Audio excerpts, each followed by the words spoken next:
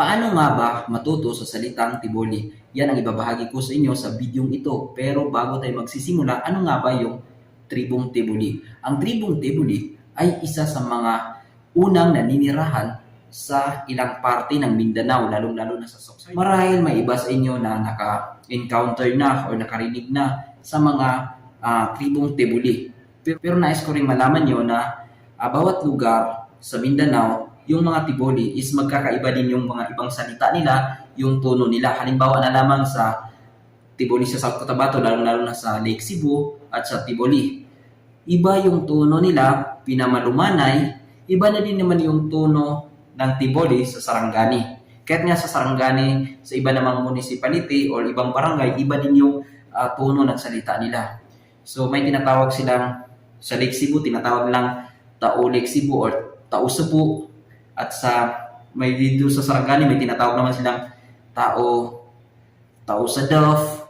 So marami silang mga iba-ibang nagdepende sa lugar ang tawag, pero makakaintindihan naman sila. Pero may mga word lang talaga na magkaiba, katulad na lamang sa sugar or asukal. Sa Tiboli, sa South Cotabato, ang tawag nila is kalamay. Pero sa Sarangani is matamis. So magkaiba sila ng salita pero makakaintindihan naman. So ang gagamitin ko pala ng mga word or dialect is yung sa Sarangani, kasi doon naman ako nanirahan, doon ako nagstay. Kaya mas bihasa ako sa mga salita nila doon. Magsisimula tayo sa yung WH question or yung ginagamit para patanong, yung what, where, when, why, and who. Ang what or ano sa Tiboli is Bon. Bon. Example, anong pangalan mo? Bon Bolu Young. Next is who.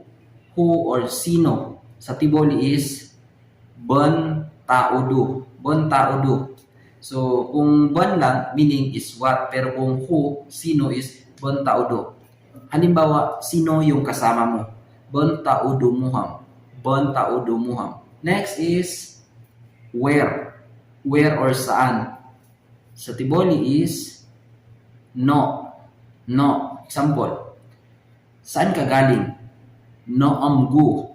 Next is when. When or kailan. Sa Tiboli is kilon. Kilon. Halimbawa, kailan ka dumating? So translate sa Tiboli is kilono call. Kilono call. Next is why or bakit. Sa Tiboli translation, ang bakit is moon. Moon. Example, bakit hindi ka umuwi kagabi? Bakit hindi ka umuwi kagabi? Translate niyan sa Tiboli is moon la moleko butang. Moon la moleko butang. So ngayon, dako naman tayo sa pagbilang. Ang 1 is soto. Number 2 is lawu. Number 3 is talu. Number 4 is fat. 5 is limo. 6 is nam. 7 is hito. 8 is wolo. Siyam is syom. At 10 is safolo. Ang 11 is safolo soto. 12 is safolo lawu. 13 is safolo talu. 14 safolo fat. 15 safolo limo. 16 safolo nam. 17 safolo hito. 18 safolo wolo. 19 safolo syom. At 20 is lawu folo. So ngayon, magbilang tayo ng 5, 10, 15 hanggang 100. Ang 5 is limo. Ang 15 is safolo limo. Ang 20 is lawu folo. Ang 25 is lawu folo limo. Ang 30 is talu folo. Ang 35 is talu folo limo. Ang 40 is fat folo. Ang 45 is fat folo limo. Ang 50 is limo folo. Ang 55 is limo folo limo. Ang 60 is nam folo. Ang 65 is nam folo limo. Ang 70 is hito folo. 25 is hito folo limo. Ang 8 is wolo folo. Ang 85 is wolo folo limo. Ang 90 is syom folo. At ang 95 is syom folo limo. At ang 100 is lamato. Ngayon, paano naman kapag mag-i-introduce or mag-i-introduce? Halimbawa, my name is Boluyo. Tapos, siyempre yung pangalan mo, halimbawa, pangalan ko is Marco. So, my name is Marco. Ang translate niyan is Boluyo Marco. Edad, halimbawa, ang edad ko or I am 29 years old. So, ang translate niyan is Idado Lawufolo Siyom. Ako ay nakatira. Ako sa Sarangani. Halimbawa, ako sa Sarangani. Ako ay nakatira sa Sarangani. So, ang translate niyan ay Manoa Be Sarangani. Kapatid, halimbawa sa amin is 5. So, 5 kaming magkakapatid. Ang translate niyan sa Tiboli is Limumi sa Tuoli. Sa mga bagay na ginagawa or verb. Una, nagwawalis. Sa Tiboli translate, makel. Pangalawa, nagluluto. Sa Tiboli translate, tamogo. Naglilinis. Sa Tiboli translate, tamifos. Naglalaba. Sa Tiboli translate, mafuk. Tumatakbo. Sa Tiboli translate, maloy. Tumalon. Sa Tiboli translate, halto. Naghuhugas. Sa Tiboli translate, hamilob. Kumain. Sa Tiboli translate, makon. Nagbabasa or nagre-read. Sa Tiboli translate, masa. Natutulog. Sa Tiboli translate, tungo. Langoy or naglalangoy. Sa Tiboli translate, solum or kumohong. Lumipad. Sa Tiboli translate, moyong. Umakyat. Sa Tiboli translate, makat. Itulak.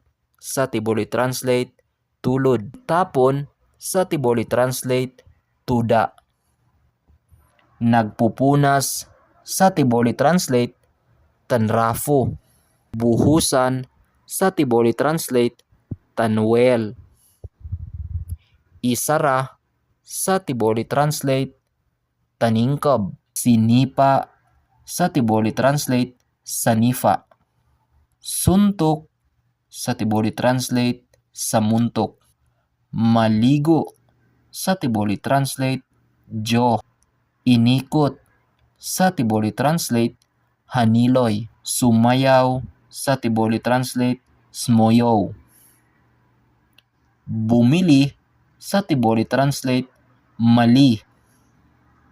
Naghahabulan. Sa Tiboli translate, sadalu. Ngayon, dako naman tayo sa adjective or nagde-describe. Maganda or guwapo. Sa Tiboli translate, hutek. Mapayat, lohon. Mataba, mabu. Malaki, bong. Maliit, udi. Madamot, sidak ogom. Walang awa, andu nawa. Walang silbi, andu mo. Bingi, bokong. Bulag, buto. Matigas, magol. Malambot, lamok. Takutin, liko. Pangit ang ugali, tete adat. Mataas ang pasensya, tahanawa. Mainit, kini. Maasim, masam. Mapait or maalat, heet. Baho, moo. Mabango, hayuboo. Matapang, lobo. Walang respeto, andu lantok. Masakit magsalita, hadas model.